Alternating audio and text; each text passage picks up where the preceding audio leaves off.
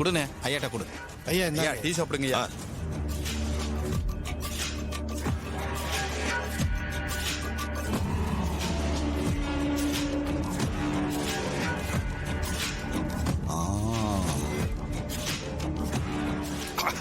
சிங்காரா, உன் கடை டீ அப்படியே இருக்கு, எந்த மாற்றமும் இல்ல. நம்ம கடை டேஸ்ட் எப்பவும் மாறாதுங்கய்யா. நீங்க குடிங்க.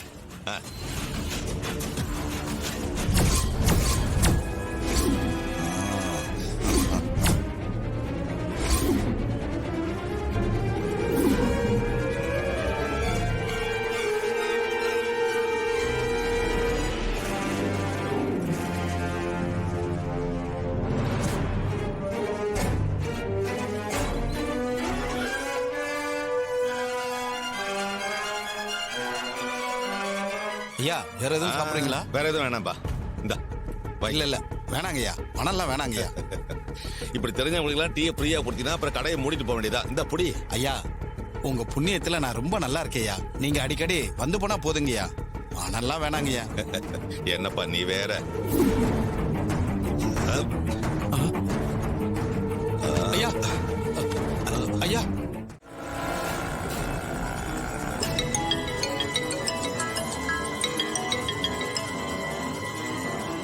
ஹலோ அம்மா, நான் மணி பேசுறேம்மா.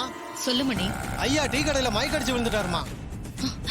நான் பக்கத்துல இருக்கிற ஹாஸ்பிட்டலுக்கு அழைச்சிட்டு போறேன். என்னது, மயங்கி விழுந்துட்டாரா? எப்படி? அதெல்லாம் தெரியலம்மா. நான் ஹாஸ்பிட்டலுக்கு கூட்டிட்டு போயிட்டு இருக்கேன். நீங்க அங்க சீக்கிரம் வந்துருங்கம்மா. சரி மணி, நான் வந்துடுறேன். அம்மா, யாரு மயங்கி விழுந்துட்டாங்க? போன்ல பதட்டமா பேசுறீங்களே, யாருமா? உங்க அப்பா தான் டீ கடையில மயங்கி விழுந்துட்டாரா?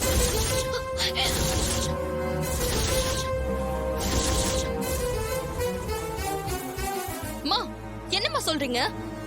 அப்பா மயங்கி விழுந்துட்டாரா? என்னம்மா ஆச்சு அவருக்கு? அதெல்லாம் எனக்கு தெரியலடி.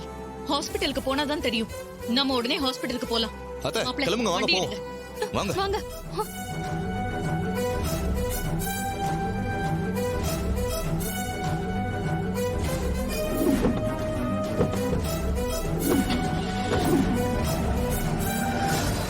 நம்ம ஐடியா வேலை செய்ய ஆரம்பிச்சிருச்சு.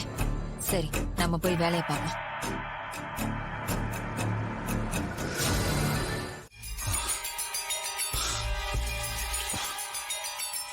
அப்பா சந்திராவுக்கு ஃபோன் பண்ணுவோம்.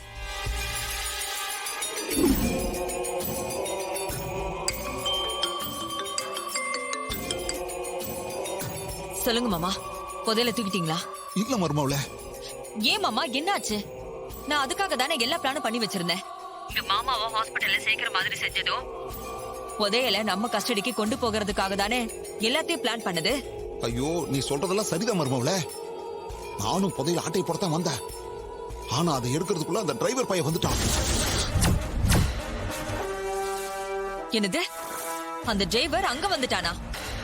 அவன் எப்படி மாமா திடீர்னு அங்க வந்தான்?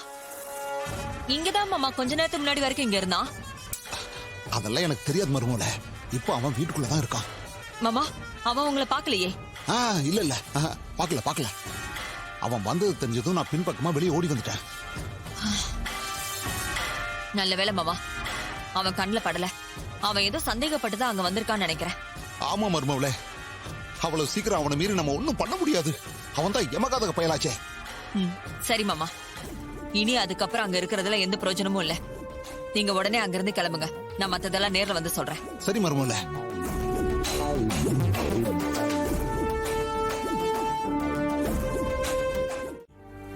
எங்க மத்தவங்க யாரையும் காணும்? வண்டியில கம்ஃபர்டபுள் இல்லைன்னு அவங்களாம் அங்கேயே இருக்காங்க. நீங்க போய் கொஞ்சம் கூட்டிட்டு வந்துடுறீங்களா? சரிங்கம்மா, நான் போய் கூப்பிட்டு வந்துடுறேன். அக்கா, நாம எல்லாரும் ஹாஸ்பிட்டல்ல தான் இருந்தோம். இவனும் ஹாஸ்பிட்டல்ல தான் இருந்தான். இப்ப பார்த்தா வீட்ல இருக்கான். நமக்கு தெரியாம எப்ப இங்க வந்தானே தெரியலையே. அவ்வளவு அவசரமா எதுக்கு இங்க வந்திருக்கணும்? எதுக்கோ வந்திருக்கட்டுமே, விடு. அவனை கண்டுகிட்டு என்ன ஆக போகுது? இல்லக்கா, அவன் காரணம் இல்லாம எதையும் பண்ண மாட்டான். அவன் எதுக்காக இங்க வந்தானே தெரியலையே.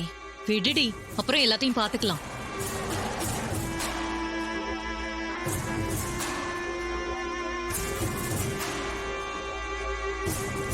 மீனாட்சியம்மா, அம்மா, இங்க வாங்க. எங்க போயிட்டு வரீங்க? கோயிலுக்கு போயிட்டு வரேம்மா. என்னம்மா நீங்க வீட்ல வேற யாருமே இல்ல, எதுக்கு எங்க கிட்ட சொல்லாம போனீங்க?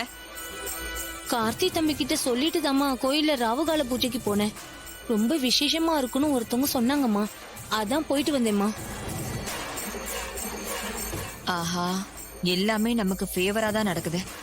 டிரைவர் பைய வசமா நம்ம கிட்ட மாட்டிக்கிட்டான். இவருக்கு கொஞ்சம் உடம்பு சரியில்லை, குடிக்க சுடு தண்ணி வச்சு கொண்டு வாங்க. அம்மா, ஐயாக்கு என்னாச்சு? நல்லா தானே இருந்தாரு, திடீர்னு இப்படி உடம்பு சரியில்லைன்னு சொல்றீங்க? வெளியே போயிருக்காரு, திடீர்னு மயக்கம் போட்டு விழுந்திருக்காரு. எங்களுக்கு போன் வந்துச்சு, ஹாஸ்பிடல்ல ட்ரீட்மெண்ட் முடிஞ்சதும் கூட்டிட்டு வரோம். ஐயா, இப்ப எப்படி இருக்கு? நல்லா இருக்கீங்களா? ஒன்னும் பிரச்சனை இல்ல, நல்லா இருக்கேன். குடிக்க காப்பி டீ ஏதாச்சும் போட்டு எடுத்துட்டு வரட்டுமா? அதெல்லாம் ஒண்ணு வேண்டாங்க, கொஞ்சம் சுடு தண்ணி மட்டும் கொண்டாங்க போதும். சரி, இந்த எடுத்துட்டு வரீங்க ஐயா. ஏங்க, நீங்க ரூமுக்கு போய் ரெஸ்ட் எடுங்க. இல்ல ஈஸ்வரி, எனக்கு கொஞ்சம் நடக்கலாம்னு தோணுது. அப்படியே காலால நடந்துட்டு வரேன்.